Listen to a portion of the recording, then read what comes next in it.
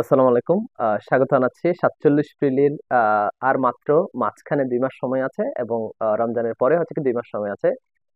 ৪৭ প্রিলিতে গণিতে যারা দুর্বল আছেন তারা আসলে গণিতটাকে কিভাবে কাভার করবেন এই সময়ে এসে সেটার আলোকে আজকে কথা বলবো। মূলত যারা গণিতে দুর্বল আমার মতো যারা আ কম নাম্বার গণিতে পাবেন বা আ গণিতে স্ট্রং জোন না, তাদের উদ্দেশ্যে আমার এই ভিডিওটা তৈরি করা মূলত। তো আমি এখানে গণিতের ৪৭ মিনিট গণিত সাজেশন হেডলাইন দিয়েছি এবং একটা দিয়েছে যারা গণিতে দুর্বল তাদের জন্য মূলত এই ভিডিওটা। এবং যারা এতদিন পর্যন্ত গণিত করার চেষ্টা করেছেন বা সবগুলা টপিক আলোচনা করে পড়ার চেষ্টা করেছেন কিন্তু আপনি গণিতটাকে কাভার করে নিতে পারছেন না, এখন আপনাকে কি করতে হবে সেটার আলোকে কথাটা বলছি। প্রথমত হচ্ছে কি, ৩৫ বিসিএস থেকে ৪৬ বিসিএস পর্যন্ত প্রায় প্রত্যেকটা পরীক্ষায় যে টপিক গুলা বারবার আসছে সেটা আগে একটুখানি উপস্থাপন করি। যেমন লব, সূচক, প্রত্যেকটা পরীক্ষা আসছে। সেট, বিন্যাস সমাবেশ, সম্ভাব্যতা, অসমতা, সামন্ত দ্বারা গুণোত্তর দ্বারা থেকে একটা, উৎপাদক বিশ্লেষণ, মান নির্ণয় থেকে দুইটা মিলে একটা, শতকরা লাভ করতে একটা, সরল যৌগ একটা, পরিমিতি থেকে একটা, জ্যামিতি থেকে দুইটা। এই জায়গাটা হচ্ছে কি আপনার মাস্ট বি, এই জায়গা থেকে প্রশ্ন হবে, এতে কোনো সন্দেহ নাই। সেট একটা আসবে, এতে কোনো সন্দেহ নাই। লক্ষ্যসূচক দুইটা আসবে, এতে কোনো সন্দেহ নাই। পরিমিতি একটা দিবে, এতে কোনো সন্দেহ নেই। জ্যামিতি থেকে দুইটা দিবে, এতে কোনো সন্দেহ নাই। অসমতা থেকে একটা প্রশ্ন আসবে, এতে কোনো সন্দেহ নেই। এখন ঘটনা হলো, আপনি তো যারা সায়েন্সের স্টুডেন্ট গণিতে স্ট্রং জন তাদের মতো আপনি স্ট্রং না, তাহলে আপনি কি করবেন, কিভাবে এই নাম্বার? তাহলে ১৫ নাম্বার মধ্যে আপনার সায়েন্সের স্টুডেন্টের মতো ১৫ পাওয়ার দরকার নাই স্যার। এই জায়গাতে আপনার ১৫তে ১২, ১৩, ১৪ পাওয়ার দরকার নাই। আপনি এটাকে শুধু শুধু হেডাক নেওয়ার দরকার নেই। আপনি এখানে ৭ নাম্বার পেলে হবে। আপনি কিভাবে ৭ নাম্বার পাবেন সেটা বের করলে হয়ে যাবে। আমি কি বুঝাতে পারছি আপনাকে? আপনি শুধু ১৫ নাম্বারের গণিতে আপনি ৭ নাম্বার পাবেন, মানে 45% নাম্বার আর কি, 50% বা 45% বা 40% নাম্বার পেলে হবে। ১৫ নাম্বারে ৭ বা ৮ পেলে হবে।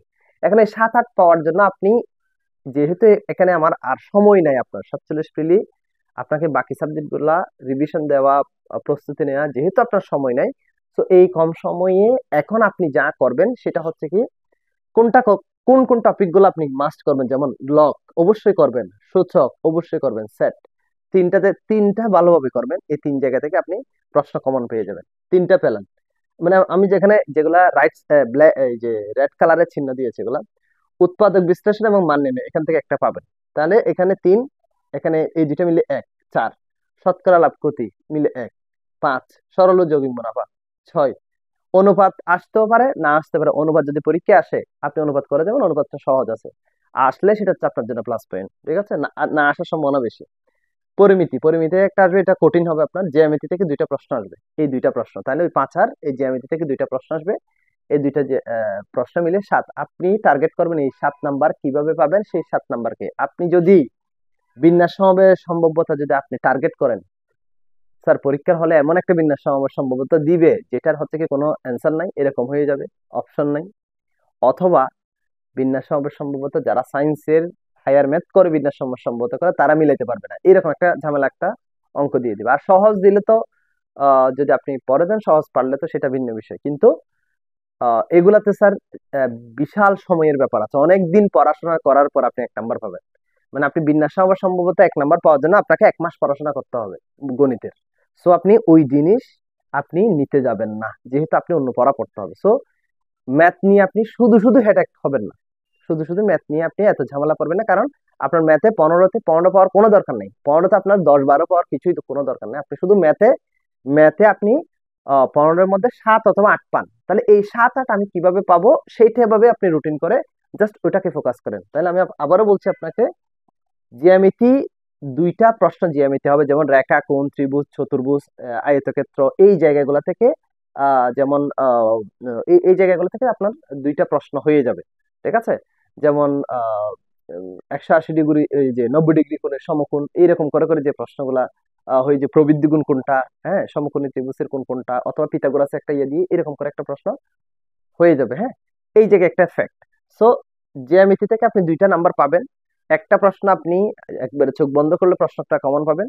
হ্যাঁ, আরেকটা প্রশ্ন হচ্ছে কি, আপনাকে জ্যামিতি থেকে দিবে একটু গোড়ায় পেঁচা, এটা পারবেন। ঠিক আছে, জ্যামিতি থেকে আপনি ২ নাম্বার পাবেন। ৩ নাম্বার সরল ৩, ৪, এই দুইটা মিলে ১, ৫, ৬, ৭, ৮। আপনি এই যে ৮টা টপিকের কথা বললেন, আপনি আপনাকে আমি অনুরোধ করছি, আপনি এই 8টা টপিকের বাইরে আপনি বাকি জিনিসগুলা ঘাটাঘাটি বেশি করবেন না, এই জিনিসটা ফোকাস করতে পারেন কিন্তু আপনি 7 অথবা 8 নাম্বার পান কিনা দেখেন। আমি আপনি যদি আহ, অসমতা নিয়ে মাথা ঘামান, তাহলে আপনার বাকি পড়া চলে যাবে, কারণ অসমতা অনেক ঝামেলার বিষয়। সহজ দিলে তো স্যার সহজ, ভালো কথা, সহজ দিলে পারবেন। অথবা আপনি যদি এর মধ্যে যে টপিক গুলো সিলেক্ট করেছেন যে এই জিনিস থেকে আপনি নাম্বার তুলবেন, সেটা হচ্ছে কি ভিন্ন কথা। কিন্তু এই সময়ে এসে আপনার হাতে যেহেতু সময় কম, ম্যাথে আপনি একটা টপিক পরে 1 নাম্বারের জন্য আপনার 15 দিন টাইম চলে যাবে। আপনি যদি অসমতা ধরেন, আপনি যদি বিন্যাস সময় সম্বন্ধিত আপনার 10 দিন 15 দিন চলে যাবে একটা নাম্বার তোলার জন্য। সো এই সময় ওখানে না দিয়ে আপনি সেই সময় বাংলাদেশ, ইংলিশ, বাংলা, আন্তর্জাতিক ওগুলাতে সময় দেন স্যার। ওই দিক থেকে আপনি 15 দিন পড়াশোনা করলে 5-7 নাম্বার তুলতে পারবেন, যেটা ম্যাথে আপনি 1 নাম্বার তুলবেন। সো আপনি ওই রকম ঘাটাঘাটি না করে, যারা ম্যাথে দুর্বল আছেন, 47 ম্যাথে আপনার 15তে 10 পাওয়ার দরকার নেই, 12 পাওয়ার দরকার নেই, 15 পাওয়ার দরকার নেই, আপনি 7 অথবা 8 পাওয়ার মতো করে প্রস্তুতি নিয়ে যান। যেমন লকটা ভালো করে করেন, সূচকটা ভালো করেন, যাতে অবশ্যই আপনি এখান থেকে অ্যান্সার করতে পারেন। সেটটা ভালো করে করেন, ঠিক আছে? তারপর হচ্ছে কি উৎপাদক বিশ্লেষণ, মান নির্ণয়, দুটো ভালো করে করেন। আপনার যদি ভাগ্য ভালো হয়, একটা উৎপাদক বিশ্লেষণ দিতে দিতে পারে, আর একটা মান নির্ণয় দিতে পারে, সেটা হচ্ছে আপনার প্লাস পয়েন্ট। শতকরা লাভ করতে যদি আলাদা আলাদা করে, সেক্ষেত্রে আপনার প্লাস পয়েন্ট। সরল ও যৌগিক মনে হয় থেকে একটা দিবে, সেটা একটা বিষয়।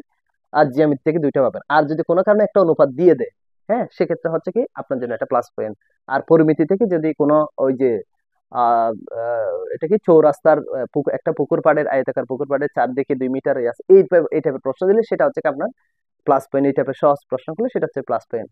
আর গুণোত্তর ধারা, সমান্তর ধারা, এগুলো হচ্ছে একটু একটু ডিপ প্রশ্ন। সেক্ষেত্রে হচ্ছে কি এই ধরনের জিনিস অ্যাভয়েড করাটাই উচিত। যারা গণিতে একদমই উইক, একদমই দুর্বল, আপনারা এই এই এই টপিক গুলাকে একটু ফোকাস করে 47 প্রিলির প্রস্তুতি নেন। এই সময় এসে বিশাল বড় অঙ্কের টপিক ধরে বেশি সময় খেয়ে ফেলবেন না, ওই সময়গুলো অন্য সাবজেক্টে দেন। গণিতে উইক আছেন, সমস্যা নাই, স্ট্রং জোন যেটা আছে, জাস্ট সিলেক্টিভ 7-8টা টপিককে নির্বাচন করে জাস্ট ওটাকে ফোকাস করুন, যে এইটাই আমি পড়বো, বাকিগুলো অ্যান্সার করলে আমি দরকার নেই আমার। আমি 15তে এখানে 7 পাবো, আমার এখানে 50% নাম্বার হইলে হবে। আমি বাকি পড়া, আমার বাকি যে স্ট্রং জোন আছে সেটাকে আমি আরো স্ট্রং করব। এখানে আমি হুদাই একটা নাম্বার জন্য, 2টা নাম্বার জন্য একটা মাস আমি স্ট্রাগল করব না। আশা করি আমি বিষয়টা ক্লিয়ার বোঝাতে পেরেছি। সো ইনশাল্লাহ পরের ভিডিওতে আপনাদের ইংলিশ লিটারেচারের কোন কোন আহ, কবি পড়তে হবে সেটার আলোকে আমি ভিডিও বানাবো, এবং কোন টপিকটা পড়লে আপনার 15তে 13-14 পাবেন, একেবারেই একেবারে কি পয়েন্ট ধরে দিবেন ইনশাল্লাহ। সেই জায়গাতে ফোকাস করলে আশা করি হয়ে যাবে। তো যারা আমার নতুন অডিয়েন্স আছেন, তারা অবশ্যই চ্যানেল সাবস্ক্রাইব করবেন। যারা পুরাতন অডিয়েন্স আছেন, দেখছেন, আপনাদেরকে অসংখ্য ধন্যবাদ জানিয়ে আজকের মতো এখানে শেষ করছি ইনশাল্লাহ। পরের ভিডিও ইংলিশ লিটারেচারের কোন টপিক আমরা 47 পিডিতে পড়বো সেটার আলোকে আমরা উপস্থাপন করবো ইনশাল্লাহ। তো সবাই ভালো থাকবেন। রমজান মাসে সবাই আহ ধর্মীয় আধ্যাত্মিক যে বিষয়গুলো আছে, ধর্মকর্ম করবেন, পড়াশোনা করেন, রুটিন মেনটেন করেন, খাওয়া দাওয়া করেন, সুস্থ থাকেন। হ্যাঁ, পড়াশোনা করতে থাকেন। 47 পিলিতেই 47 পিলির আহ এটাকে কি বলে, প্রোটাগনিস্ট, সম্ভবত নায়ক মনে হয় প্রোটাগনিস্ট বলে। হ্যাঁ, 47 পিলি নায়কই হবেন আপনি, বা 47 পিলিতে আপনি ক্যাডার হবেন, সে প্রত্যাশা ব্যক্ত করে আজকের মতো এখানে শেষ করছি। ধন্যবাদ সবাইকে। আল্লাহ হাফেজ। আসসালামু আলাইকুম।